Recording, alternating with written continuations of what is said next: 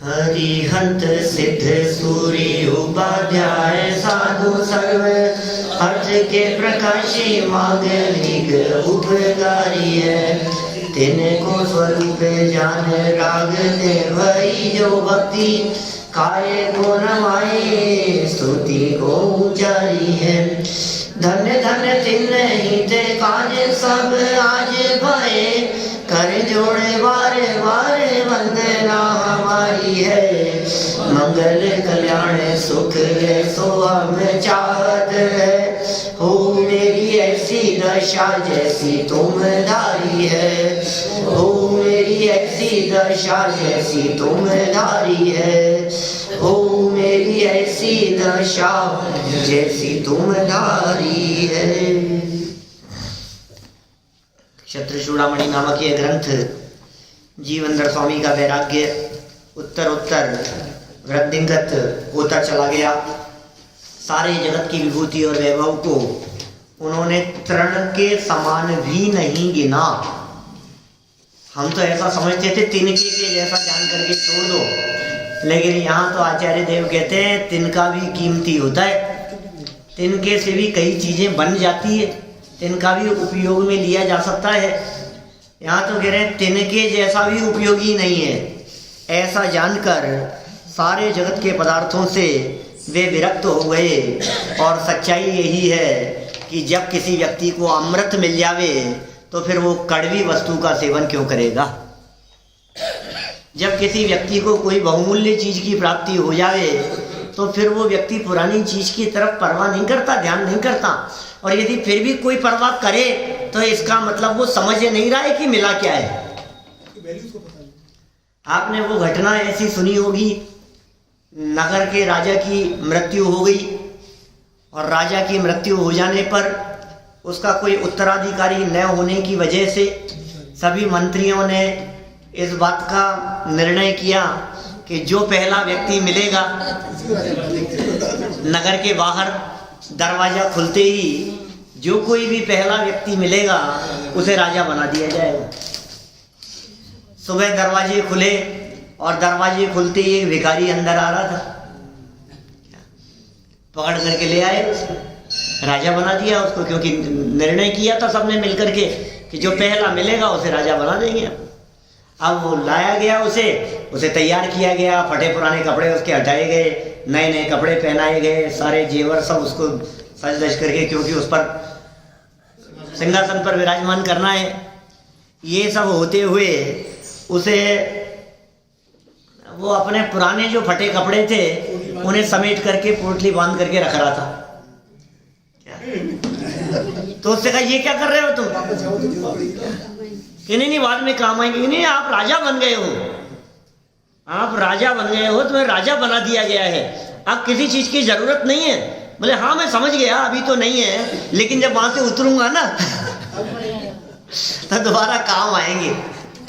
भाई तुझे पता नहीं है राजा क्या होता है, राज्य पद क्या होता है, और तुझे क्या बनाया जा रहा है। ये कह रहे हैं तुझे क्या मिल रहा है, कैसा अतीन्द्रिय आनंद की प्राप्ति हो रही है। एक बार उस अतीन्द्रिय आनंद के प्रति बहुमान का भाव आवे तो फिर जगत के किसी विषय की तरफ चित्त आकर्षित नहीं होता है। यहाँ जीवनधर कुमार को वो आनंद मिल गया है, वो अमृत प्राप्त हो गया है। तो कह रहे हैं अमृत को प्राप्त करने के उपरांत अब जगत में कोई मूर्ख व्यक्ति ऐसा नहीं होगा जो कड़वी वस्तु का सेवन करना चाहेगा। तो कड़वी तो सभ्य शब्दों में कह दिया, नहीं तो ऐसा भी कह सकते थे आचार्य देव जहर पिएगा मालूम होते हुए भी। ऐसा कौन समझदार होगा? कोई नहीं होगा। देखिए आप, इसी तरह से संसार के कारणभूत जो राज्याधिक है वे सब कड़वी वस्तु के समान है, और आत्मा का जो अतीन्द्रिय आनंद है वो अमृत के समान है। अमृत छोड़कर माने आत्मा का आनंद छोड़कर कड़वी वस्तु माने पंचेंद्रियों के विषय भोगों को भोगने की चाह ये रंच मात्र भी कोई समझदार व्यक्ति नहीं करता है। देखिए 549 नंबर पेज पर 83 नंबर का यह श्लोक है, राजा जीवनधर कुमार द्वारा जिनेंद्र भगवान की पूजा। ततस्तस्माद् निर्गत्य संपूज्य परमेश्वरं योगीन्द्राद् शृणोद्धर्ममधीति जिन शासने। तदनंतर जैन शास्त्रों के जानने वाले उन जीवनधर कुमार ने वहाँ से निकलकर जिनेंद्र भगवान की पूजा करके किसी रिद्धिधारी मुनि से धर्म श्रवण किया। ओह, राज्य से तो निकल गए, अभी दीक्षा नहीं ली है, वैराग्य का भाव मन में चल रहा था और जिन मंदिर में चले गए और मंदिर जाकर के जिनेंद्र देव की चरणों की शरण में वहाँ पूजन करने लगे और तदुपरांत किसी रिद्धिधारी मुनिराज से उन्होंने धर्म श्रवण किया। देखिए, राजा जीवनधर कुमार के हृदय में वैराग्य के अंकुर प्रस्फुटित हुए हैं। वे उस लता भवन से लौटकर सीधे जिनालय में पहुंचे। कौन से लता भवन? बगीचे में थे, वहां से बगीचे सीधे बगीचे में। अभी आपको तो महीना भर लग गया इतने चिंतन में, वो तो पौन घंटे 1 घंटे में चिंतन किया है उन्होंने बारे भावना का। उस दृश्य को देखकर, उस घटना को देखकर जीवनधर कुमार जंगल में वहीं लता उद्यान में ही खड़े खड़े विचार चिंतन करने लगे। 12 भावनाओं का ये सब गहन विचार चिंतन होने के उपरांत वे जिन मंदिर पहुंचे और जिनालय पहुंचने पर वहाँ अत्यंत भक्ति भाव से जिनेंद्र भगवान की पूजा की। महल में नहीं गए, महल में नहीं गए, तथा वहीं पर उपस्थित चारण रिद्धिधारी मुनिराज से धर्म श्रवण किया। चारण रिद्धि क्या होती है भैया? चारण रिद्धि एक ऐसी रिद्धि होती है जिसके माध्यम से मुनिराज आकाश मार्ग में गमन कर सकते हैं। अनेक प्रकार की रिद्धियां हैं। 64 रिद्धियों का वर्णन हमारे यहाँ शास्त्रों में मिलता है। 64 रिद्धि विधान भी है जिसमें एक एक छंद के माध्यम से एक एक रिद्धि का स्वरूप बतलाया जाता है। तिलोय प्रणति आदि ग्रंथों में बहुत विस्तार से वर्णन है। अपने राम जी भाई की टीका में भी तीसरी पूजा में भी है। तो बहुत जगह पर रिद्धियों का वर्णन मिलता है। उनमें चारण नाम की एक रिद्धि है। क्या? उस चारण रिद्धि के भी 11 भेद गए हैं। उनमें तंतु चारण, पत्र चारण, पुष्प चारण, जंघा चारण, ऐसे ऐसे बहुत तरह के उनके भेद कहे हैं। माने आकाश मार्ग में गमन करने की एक सामर्थ्य। ऐसा कहा जाता है कि आचार्य कुंद स्वामी को भी चारण रिद्धि प्राप्त थी, जिस रिद्धि के दम पर वे यहाँ से उड़ते थे और उड़ करके विदेह क्षेत्र जाकर वहाँ सीमंदर भगवान की दिव्य ध्वनि सुना करते थे। एक बार के बारे में तो बहुत विस्तार से मिलता है, ऐसा भी मिलता है कि जाया करते थे। वो पूज्यपाद आचार्य की बात है। एक और आचार्य कुंद आचार्य के समान ही एक और आचार्य का नाम उल्लेख मिलता है जो देह सहित विदेह क्षेत्र जाकर भगवान की दिव्य ध्वनि सुना करते थे। वो नाम है दूसरा पूज्यपाद आचार्य। और उनके बारे में तो ऐसा मिलता है कि उनके चरणों में कुछ ऐसा लेप वे लगाते थे, जो भी था जैसा भी तो, और वो वहाँ जाया करते थे विदेह क्षेत्र भगवान के समोशरण में। तो चारण रिद्धि माने उड़ने की सामर्थ्य, पक्षियों जैसे नहीं, ऐसे पंख हिलाते हुए नहीं। वो चारण रिद्धि जिनके प्रकट होती है, वे जीव जब गमन करते हैं तो पैर नहीं उठाते, दोनों पैर साथ में रहते हैं और बस वो दोनों पैरों से ऐसे चलते रहते हैं। ऐसे एक पाँव उठा करके ऐसे आगे चले, ऐसा नहीं, ऊपर नीचे भी नहीं, बिल्कुल ऐसे एस्केलेटर की तरह है। पानी में तैरते हुए भी नहीं, पानी में तैरते हुए भी नहीं, ऐसे ऐसे ऐसे उड़ते हुए जा रहे हों, ऐसे नहीं। तो थक जाएंगे। माने ये जो दिखाते हैं ना कभी कभी टीवी की स्क्रीन पर कोई उड़ते हुए मनुष्य, तो फिर वो ऐसे दिखाते हैं, ऐसा नहीं चलते। अपन जैसे खड़े हुए हों एक जगह पर, ऐसे ही खड़े खड़े जमीन से ऊपर उठे और ऊपर उठने के बाद ऐसा गमन होता रहा। तीर्थंकरों का गमन भी इसी प्रकार होता है। हाँ, इसी तरह से।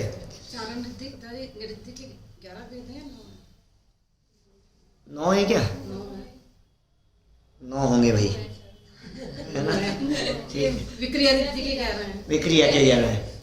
ठीक है, बुद्धि रिद्धि के 18 हैं, तो ये 9 हैं इसके। चलो, तो क्या कह रहे हैं यहाँ, ये जो चारण रिद्धि प्रकट हुई, चारण रिद्धिधारी जो मुनिराज थे, अब वो मुनिराज तो कहीं से भी आ सकते, वहां आ गए विहार करते हुए, और इनको दर्शन लाभ मिल गया। दर्शन लाभ मिल गया तो उपदेश का लाभ मिल गया, उपदेश ग्रहण किया इन्होंने। देखिए फिर क्या हुआ, कहाँ आ गए अपन, इधर चल रहे राइट साइड वाले पेज पे। रिद्धिधारी मुनिराज से धर्म से निकले, विशेषार्थ पढ़ना है। हाँ, विशेषार्थ देखिए, राजा जीवंदर कुमार ने जिनेंद्र भगवंतों की भक्ति भाव से पूजा अर्चना की। पूजन में अपनी बात भगवान को सुनाई जाती है, किंतु भगवान क्या कहते हैं उसको जानना भी परम आवश्यक होता है। जिनकी पूजा की जाती है उनके संदेश को सुनना ही धर्म श्रवण है। पूजन और प्रवचन का जो अंतर है जानते ही हैं आप लोग सभी।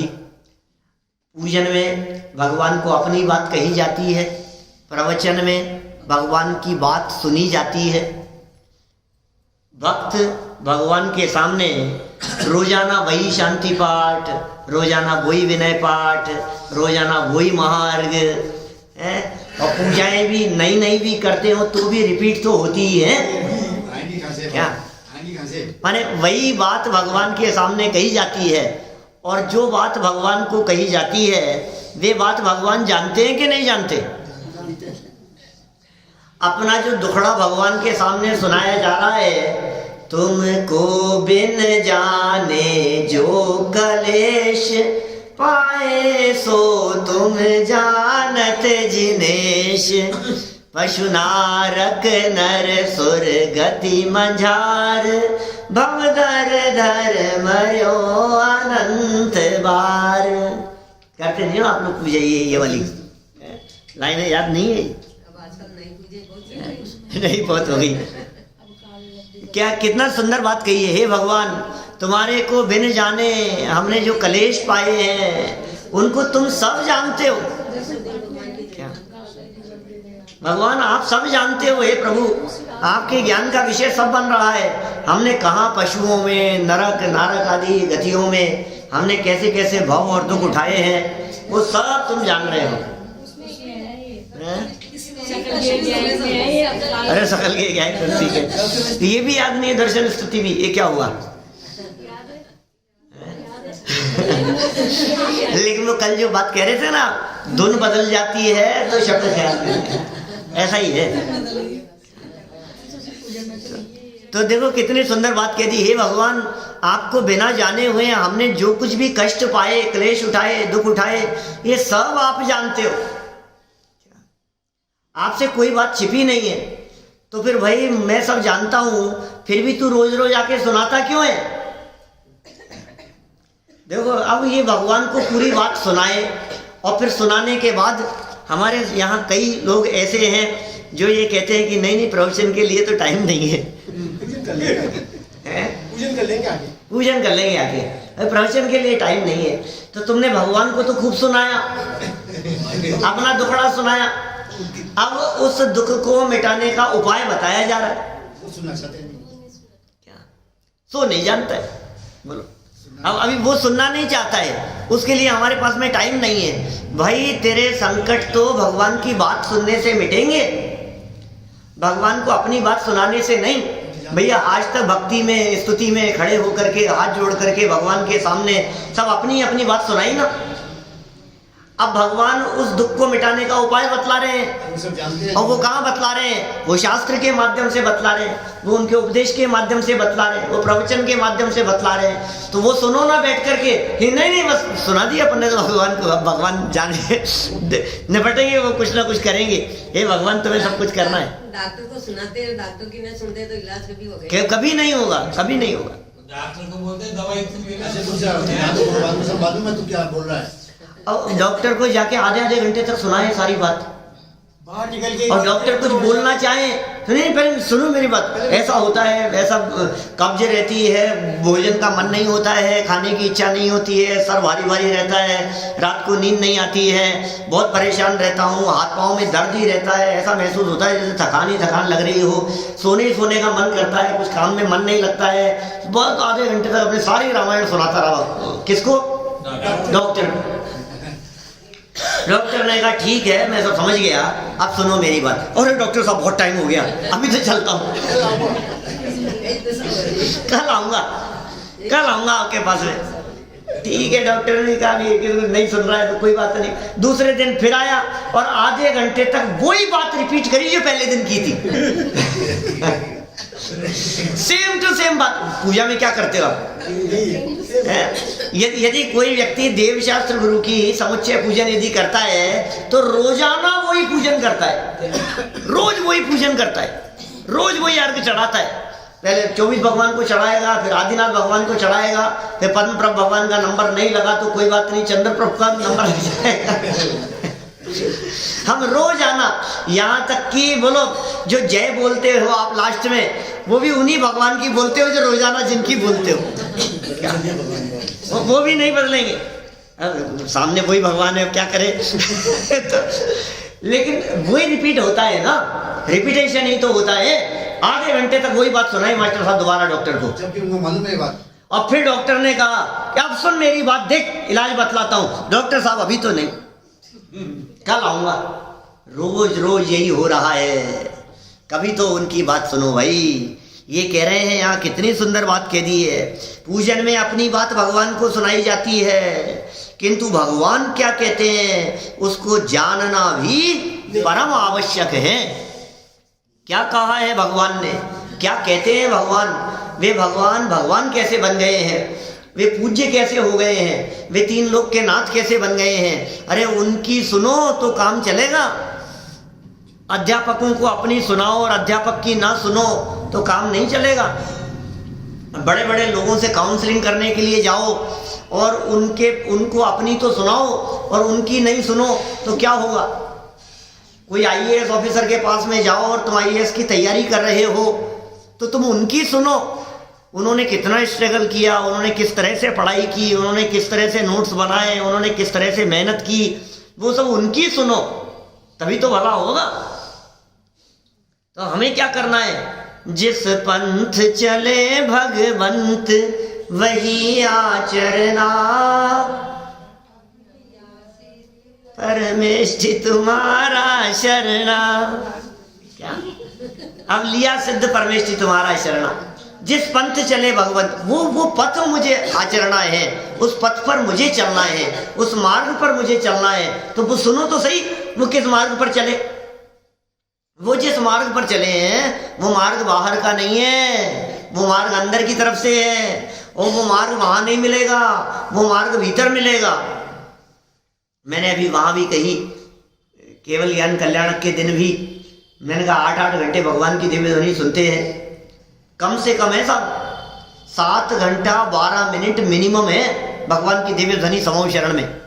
3 समय यदि हो तो, और 4 समय यदि हो भगवान की दिव्य ध्वनि समूह शरण में। भगवान महावीर स्वामी जब समूह शरण में बैठे हुए थे, उनकी ऐसी सभा लगी हुई थी, मनुष्य गति, तिर्यंच गति, देव गति के जीव जब उनको सुन रहे थे तो क्या परिस्थिति बन रही होगी, कितने कितने टाइम चलता होगा।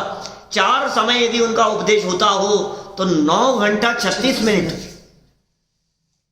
24 घंटे में रोजाना 9 घंटा 36 मिनट क्या चलता था, भगवान की वाणी निकलती थी, भक्त लोग आकर के उस बात को सुनते थे। तो फिर नहाते नहीं होंगे, खाते पीते नहीं होंगे, घर जाके सोते नहीं होंगे, काम धाम नहीं करते होंगे, नौकरी व्यापार बिजनेस नहीं करते होंगे, ये सब भी तो चलता ही होगा ना। कितना टाइम निकलता होगा। अब बतलाओ, इतना सब होने के बाद पूजन करने के लिए कितना टाइम मिलता होगा उनको। नहीं करते होंगे, करते तो होंगे, लेकिन करते तो होंगे, लेकिन 8 घंटा यदि सुन रहे हैं तो मुश्किल से आध घंटा पूजन करते होंगे। 8 घंटा सुने और आध घंटा पूजन करें। बोलो अभी क्या हो रहे हैं बड़े बड़े विधानों में, 8-8 घंटा तो चलते हैं, अर्घ पे अर्घ पूजन, पूजन चल रही है, और प्रवचन बोले वो तो होता ही नहीं है। क्या? वो तो होता ही नहीं है, बस भगवान को सुनाना ही सुनाना रह गया है। अरे भाई, भगवान की ज्यादा सुनो और अपनी कम कहो। जो चतुर्वैद्य होते हैं वो तो सिर्फ तेरी नाड़ी देखते हैं, उन्हें कुछ कहने की जरूरत नहीं है। तुम चुप रहो, हमें सब पता लग गया है क्या चल रहा है तुम्हारे अंदर में, सब पता है। तो वहां जाने वाले समझदार लोग भी अपनी कुछ नहीं कहते, वो कहते हैं आप ही बतलाओ, आप जो समझ रहे हो आप ही बतलाओ उपाय क्या करना है। ये बात यहाँ कह रहे हैं। संदेश सुनना, जिनकी पूजा की जाती है उनके संदेश को सुनना ही धर्म श्रवण है। धर्म सुनो, धर्म सुनो, धर्म करो। अरे धर्म करने से पहले धर्म सुनो तो सही। सुनना ही नहीं चाहता है और करना चाहता है। धर्म करना है सबको, सबको धर्म करना है। अरे तुम सुन तो सही, धर्म है क्या? नहीं नहीं नहीं, तुम करो। क्या आप तो बताते ही नहीं हो, सब आपको करने की बात तो कहते ही नहीं हो। कुछ तो बतलाओ, आप करने के लिए कुछ तो कहो आप। फिर हम करेंगे क्या? फिर ये तो सब धार्मिक क्रियाएं सब छूट जाएगी। कल आए थे 2 लोग मुंबई से, आज आए वो चेन्नई से आए थे। ये मुंबई से आए थे तो 1 घंटा 1.5 घंटा बैठे यहाँ प्रवचन खत्म होने के बाद। 12:15 साढ़े 12 गया था मैं यहाँ से। तो वो यही चर्चाएं सब आपको सुनते रहते हैं। पहली बार ही मिले थे, पहली बार ही देखा था उन्होंने मेरे को। यूट्यूब पर तो खूब सुनते हैं, बोले 1.5-2 साल से आपको फॉलो कर रहे हैं, रोज सुनते हैं 2-4 घंटा आपको। लेकिन बोले भी करें क्या, ये हमारे हाथ में क्या है। फिर भगवान ऐसा जानते हैं, फिर ऐसा कर रहे थे, फिर ये छूट जाएगी, फिर ये धर्म छूट जाएगा, फिर कोई बड़ा कंफ्यूजन जैसा रहता है। तो सब बिल्कुल क्लियर करके गए सारी बात। हमें ऐसा लगता है फिर धर्म, अरे भाई धर्म है ही नहीं ना, तू जो समझ रहा है तो समझ क्या रहा है। तुझे ये लग रहा है कि इसमें धर्म है, ये है ही नहीं है ऐसा। असली जो धर्म है वो धर्म तो कुछ नहीं करने का नाम है। तो फिर साहब हम धर्म के लिए क्या करें? फिर क्या करें?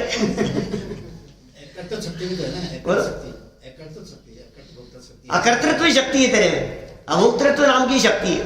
ये तेरी जो शक्तियां हैं, ज्ञाता दृष्टा रहना, इसमें पुरुषार्थ है। करने में पुरुषार्थ नहीं है भैया, नहीं करने में पुरुषार्थ है। क्या बात कर रहे हो आप? यही तो बात है भाई साहब। किसी से 4 बातें सुनकर के चुप रहना, शांत रहना, उसमें पुरुषार्थ है। पलट के जवाब देने में क्या पुरुषार्थ है? बोलो। सामने वाले ने हमारे को 2 बात कही और हमने पलट करके जवाब दे दिया। अरे देखो साहब कितना पुरुषार्थ है, हमने तो उसको ईंट का जवाब पत्थर। सुन, चुप रहता तो जानते कितना पुरुषार्थ है। हाँ, गोली का जवाब गाली से भी नहीं। दादा की एक पुस्तक है। कितना पुरुषार्थ लगता है, देख करके भी आप प्रभावित रहें, इसमें पुरुषार्थ लगता है, उसमें हिम्मत लगती है, उसमें मेहनत लगती है। मैं छोटा सा उदाहरण देता हूँ। कभी कभी रास्ते में चलते हुए आपको एक पिंक कलर का नोट दिखाई दिया, 2000 का नोट जमीन पर रखा हुआ पड़ा हुआ, बोलो उठाने में पुरुषार्थ है कि नहीं उठाने में?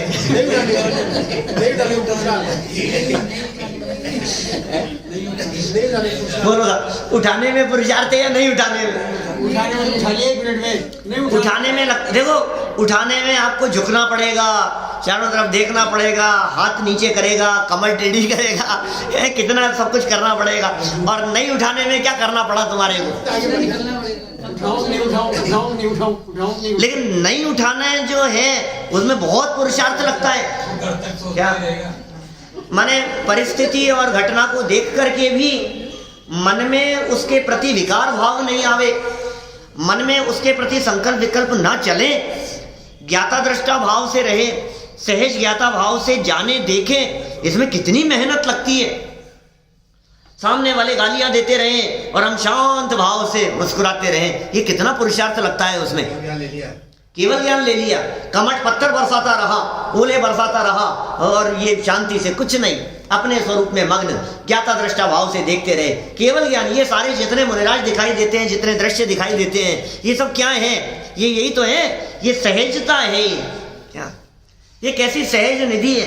अरे जिनकी इस सहजता रूपी निधि के आगे ये चक्रवर्ती का वैभव भी, इंद्र नरेंद्र के वैभव भी, ये फीके पड़ते हुए दिखाई देते। ऐसा है, ये मुनिराजों का ऐसा स्वरूप है इनका। हमारे संजीव जी का बड़ा बहुत सुंदर भजन है, मैं नहीं दिल्ली वालों का, इनका बहुत सुंदर भजन है। जिनके समता धन की, मतलब ऐसी ऐसी चर्चा की है उन्होंने। वो लाइन मुझे ख्याल में नहीं आ रही, रोजाना घर में बजते तो हैं नहीं, हाँ वही शायद, पता नहीं, जो भी है पता नहीं कौन सा, चलते रहते हैं घर पे रोजाना, लेकिन वो सुनता हूँ तो बहुत भाव ऐसे लगे रहते हैं, इतना आनंद आता है, इतना आनंद आता है कि यार ये क्या स्वरूप है। ये 2-4 दिन पहले तो मैं ऐसा बोला घर पे कि ये इस भजन पे प्रवचन करना है। ये खत्म होने के बाद यदि 2-4 दिन का कुछ अंतराल पड़ेगा ना, तो मोक्ष मार्ग प्रकाशक शुरू करना है अपने को। मान लो कहीं जाना है और 2 दिन का ही गैप है, 1 दिन का ही है, तो फिर अपन वो ऐसी छोटी छोटी सी चीजें ले लेंगे। देखो क्या कह रहे हैं अपन, ये कितनी सुंदर बात कह रहे हैं यहाँ। धर्म श्रवण, ये धर्म है, सुनना धर्म है, करना धर्म नहीं है।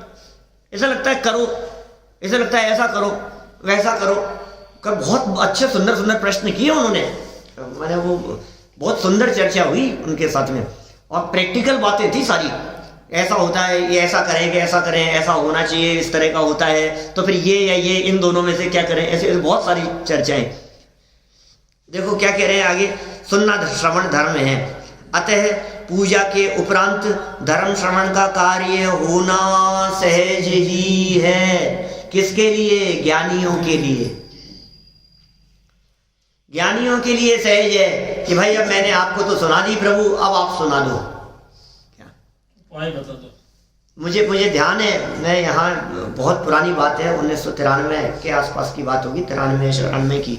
यहाँ सुबह प्रवचन करते हुए मैंने वो ये बात कही थी कि पहले भगवान के दर्शन करने के लिए जाएं और यहाँ प्रवचन चल रहा हो क्या, तो भगवान ये कहते हुए दिखाई देते हैं कि मूर्ख तू अंदर सुनने के लिए आ गया है, बाहर मैं उपाय बतला रहा हूँ, तू वहाँ क्यों नहीं बैठता है?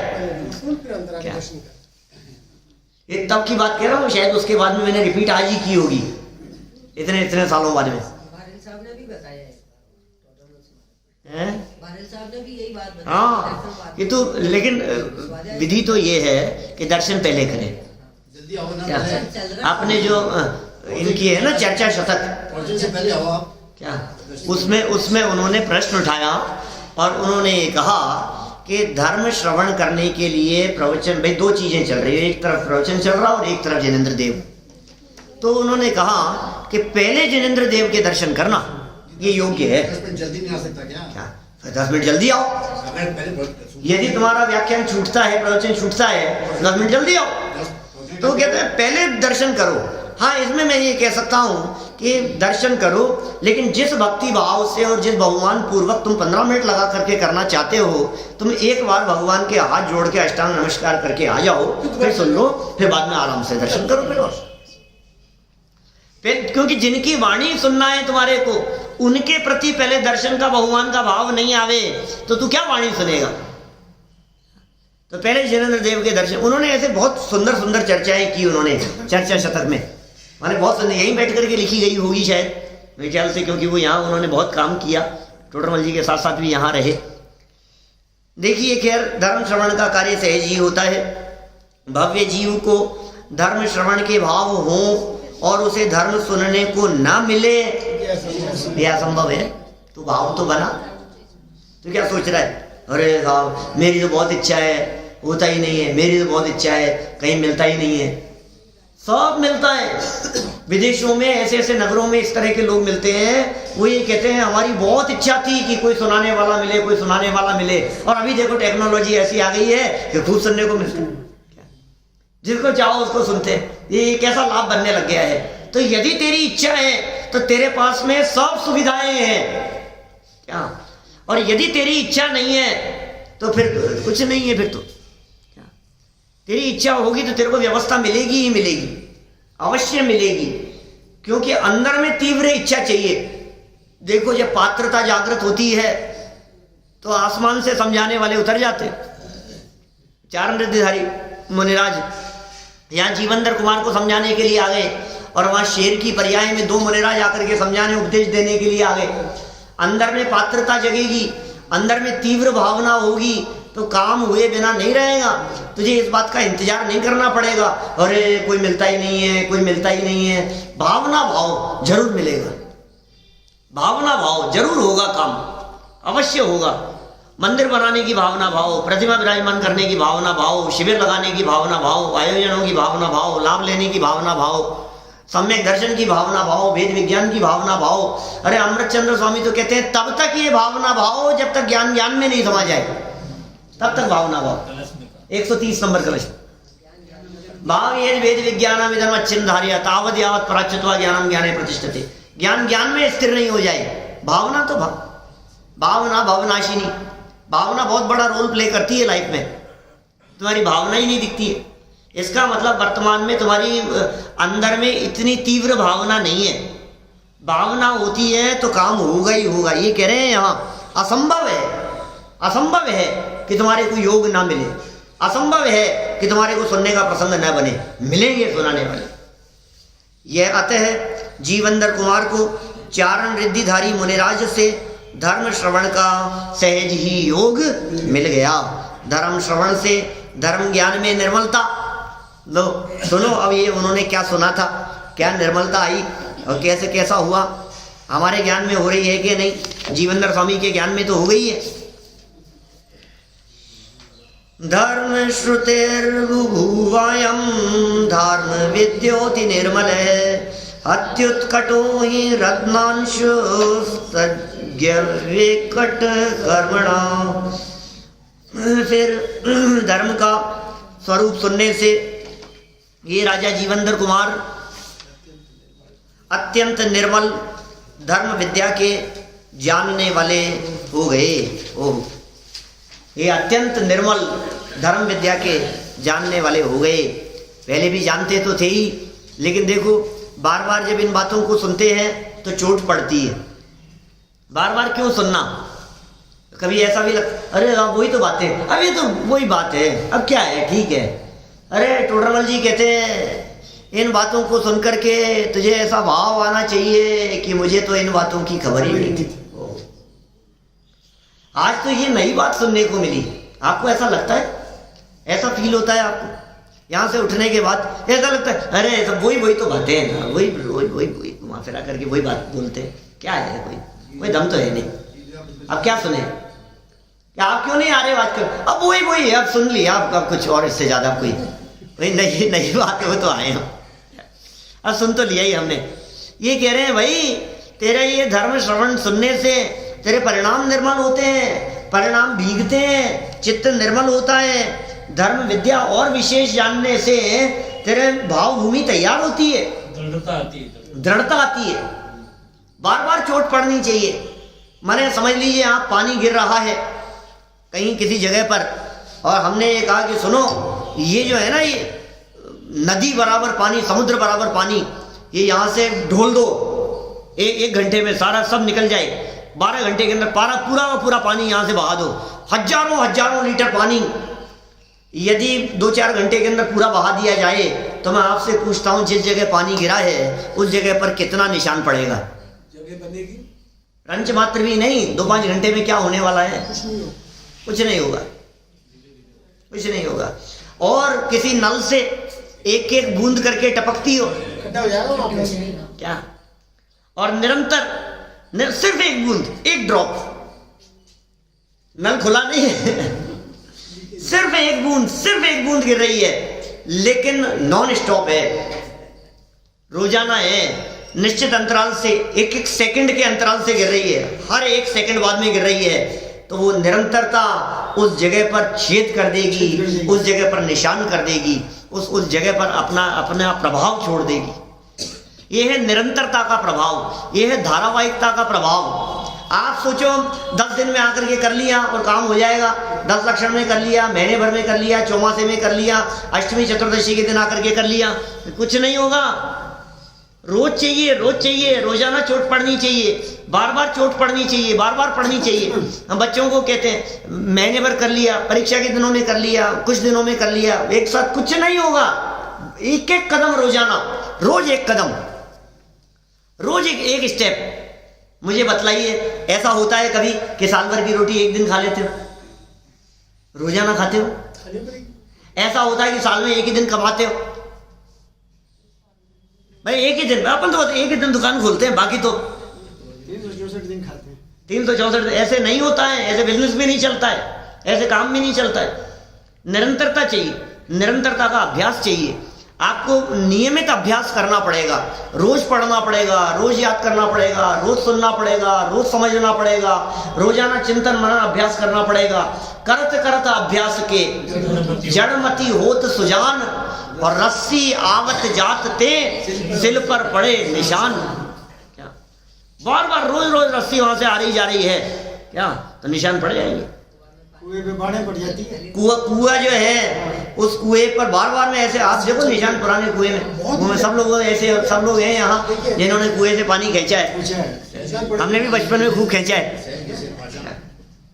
अब तो पानी ही नहीं। और आपको कहे कि ये रस्सी है, ले ये किनार बना दे इसकी, तो सुन रस्सी टूट जाएगी।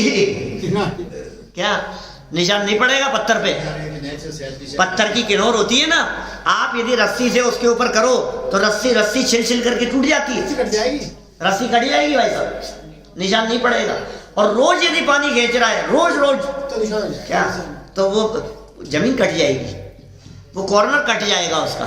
करने का भी ऐसे हिसाब है। ये कर रहे हैं यहाँ पर, देखिए पढ़े अपन नीतिकार क्या कह रहे हैं। नीति का ही श्लोक है, निश्चय से जिस प्रकार रत्नों की किरणें रत्न को शान पर रखने वाले चतुर मनुष्य की चमक लाने की चतुराई से अत्यंत उज्जवल हो जाती है, उसी प्रकार जीवनधर कुमार धर्म का श्रवण सुनने से और अधिक तत्व ज्ञाता हो गए।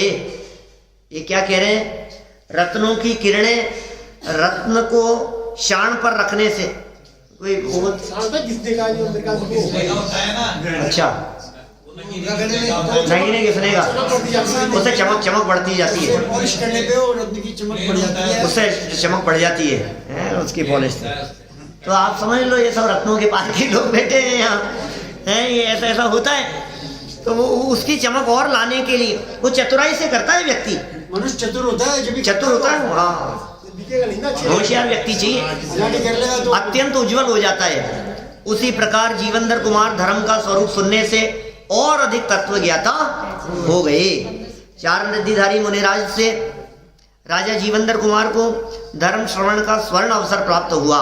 वे जैन धर्म के ज्ञाता तो थे, पहले से ही ज्ञाता थे जीवनधर स्वामी।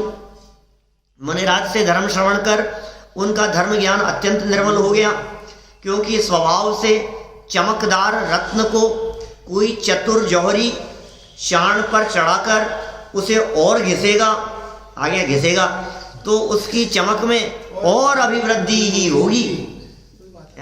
घिसने की बात आ गई, देखा घिसते हुए बहुत बार इस तरह का, जो जो उसको घिसते हैं त्यों त्यों उसमें डायमंड में रत्न में और अधिक चमक आती चली जाती है।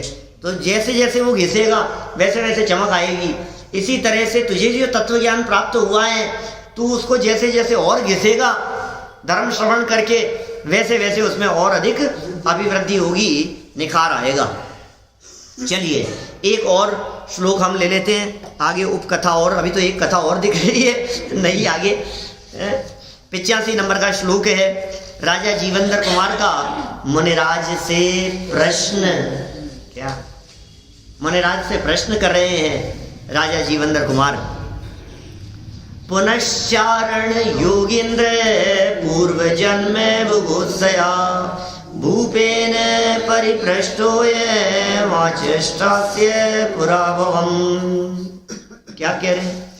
फिर अपने पूर्व जन्म के वृत्तांत को जानने की इच्छा से राजा द्वारा पूछे गए प्रश्न का उन चारण रिद्धिधारी मुनिराज ने जीवनधर कुमार के पूर्व जन्म का वृत्तांत इस प्रकार कहा। ओ ये बता गया, पिछले जन्म का वृत्तांत सुना रहे हैं, पिछले जन्म की कहानी सुना रहे हैं। और देखो सही बात है, ये वर्तमान में ऐसा योग जो हमें भी मिल गया है, ये कहीं ना कहीं पूर्व जन्म का कुछ ना कुछ तो संस्कार है। ऐसा हो नहीं सकता साहब, जिस कुल में जन्म लिया, जिस जगह पर जन्म लिया, जहाँ कहीं धर्म का वातावरण नहीं दिखाई देता हो, अचानक कैसे पलट गए, अचानक कैसे योग बन गया, अचानक कैसे ये बातें हमारे को जचने लग गई, समझ में आने लग गई, रुचि लग गई इसकी, हमने कैसे ये सब शुरू कर दिया, ये क्या हो गया, ये कि कहीं ना कहीं कोई पूर्व का इस तरह का संस्कार जरूर रहा है। यह बात अलग है कि हमें वो याद नहीं है, क्योंकि मनुष्य गति के जीव है, जहाँ से भी आए होंगे पता नहीं क्या पूर्व जन्म की याद रहती नहीं है। पूर्व जन्म की यदि याद रहने लग जाए तो ये जीव पाप ही क्यों करे। इसको नरक के दृश्य दिखने लग जाएं, इसको त्रियंश की अवस्थाएं दिखने लग जाएं, उसको पूर्व जन्म दिखने लग जाएं, इसको पता लग जाए कि परभव में जाना है, तो फिर ये वर्तमान में ऐसा पाप करता हुआ दिखाई नहीं देगा, संभल जाएगा, सावधान हो जाएगा। चारण रिद्धिधारी मुनिराज थे, रिद्धिधारी थे, न केवल चारण रिद्धि और भी अनेक प्रकार की रिद्धियां होगी। जब वे पूर्व जन्म का वृत्तांत सुना रहे हैं तो निश्चित तौर पर व्यावधि ज्ञानी भी होंगे। पूर्व भाव का उन्हें भाव ख्याल में था। इसने प्रश्न किया, इसको भी क्या जची, मुनिराज से ऐसा प्रश्न कर लिया कि मेरे पूर्व जन्म का वृत्तांत सुनाओ, ऐसा प्रश्न पूछ लिया। नहीं, ऐसा नहीं पूछा था उन्होंने, पूर्व जन्म के वृत्तांत को जानने की इच्छा से। हाँ, बात तो ऐसी है, जानने की इच्छा, बात तो ऐसी है कि भाई पिछले जन्म में कुछ तो बताओ कि मेरा मन इधर क्यों आकर्षित होता हुआ दिखाई देता है, कोई बात है क्या कि पूर्व जन्म का कुछ है ऐसा संस्कार, इस वजह से ऐसा होता हुआ दिखाई देता है। जीवेंद्र कुमार के पूर्व जन्म का वृत्तांत इस प्रकार कहा। देखो सरलार्थ पढ़ के पूरी करते हैं बात, कल पढ़ेंगे फिर। धर्म श्रवण से तृप्त होने के पश्चात राजा जीवेंद्र कुमार ने अपने पूर्व जन्म के वृत्तांत जानने की इच्छा से अत्यंत विनय पूर्वक मुनिराज से प्रश्न पूछ ही लिया। महाराज कुछ तो बताओ, पिछली बातें देखो। समझदार व्यक्ति आगे की नहीं पूछता, पीछे की पूछता है। अज्ञानियों को यदि पता लग जाए कि आगे की बताते हैं तो पहले आगे की पूछे क्या होने वाला है, आप बता दो ना यार, इस बच्चे का क्या होगा, इनका क्या होगा, हमारा क्या होगा, बुढ़ापे का क्या होगा, जीवन कैसा होगा, ये आगे की जानना चाहता है। और ये कह रहे आगे की नहीं तो थोड़ा बहुत भी। मैंने अभी वहाँ केवल ज्ञान के दिन भी इस तरह की बात कही। मैंने कहा भगवान का केवल ज्ञान हुआ ना अभी, तुम जानते हो, केवल ज्ञान कल्याण होते ही, समूह शरण रखते ही, रचना होते ही मैं खड़ा था उधर साइड में, और खड़े खड़े मैंने पूछा भगवान से, आपको पता तो नहीं है ना, मैं हाथ देखता हूँ बहुत अच्छा, यहाँ तो नहीं मालूम ना किसी को। अभय कुमार जी खड़े रहते तो मैंने कहा अरे क्या बात कर, किसी को पता लग जाए ना तो फिर क्या होगा, उतरते ही पहले अरे हमारा भी बता दो। किसी व्यक्ति के बारे में पता लग जाए कि ये भविष्य जानते हैं, किसी व्यक्ति के बारे में पता लग जाए कि इनको पता है, तो आपका मन ऐसा होता है कि इनसे मैं अपना भी जान लूं, अपने बारे में भी पूछ लूं, ऐसा मन होता है इस व्यक्ति का। तो मैंने कहा सुनो, अभी तुम्हें पता लगा कि आदिनाथ स्वामी को केवल ज्ञान की प्राप्ति हो गई, तुम्हारे मन में कुछ बात आई क्या कि ये लोग जानने लग गए, ये सब कुछ जानने लग गए हैं, इन्हें केवल ज्ञान की प्राप्ति हो गई है। मैंने पूछा भगवान को केवल ज्ञान होते ही कि हे भगवान, जैसा केवल ज्ञान आपको हो गया है क्या, ऐसा केवल ज्ञान होता हुआ मेरी भावी पर्यायों में भी दिखाई देता है क्या? मैंने प्रश्न किया तो सुनो, सामने बैठे हुए आदिनाथ स्वामी ने समूह शरण में बैठे हुए मुझे जवाब दिया कि हे संजीव, अकेले तुम्हारा ही नहीं, इस सभा में बैठे हुए सबका केवल ज्ञान मुझे अपने केवल ज्ञान में दिखाई देता है। सबका केवल ज्ञान उनके ज्ञान में झलक रहा है। आपको लगता है ये केवल ज्ञानी है, आपको लगता है ये भविष्य देख रहे हैं, आपको लगता है मेरा भविष्य इनके ज्ञान में झलक रहा है। भरोसा ही नहीं है हमारे, न केवल ज्ञान का भरोसा है, न अपने भविष्यकालीन पर्यायों का भरोसा है, न मैं भगवान बनूंगा इस बात का भरोसा है। सिद्ध चक्र विधान करते हैं तो मैं बात कहता हूँ, कभी अपने आप को अर्घ चढ़ाया आपने? कर लेने के बाद पूछता हूँ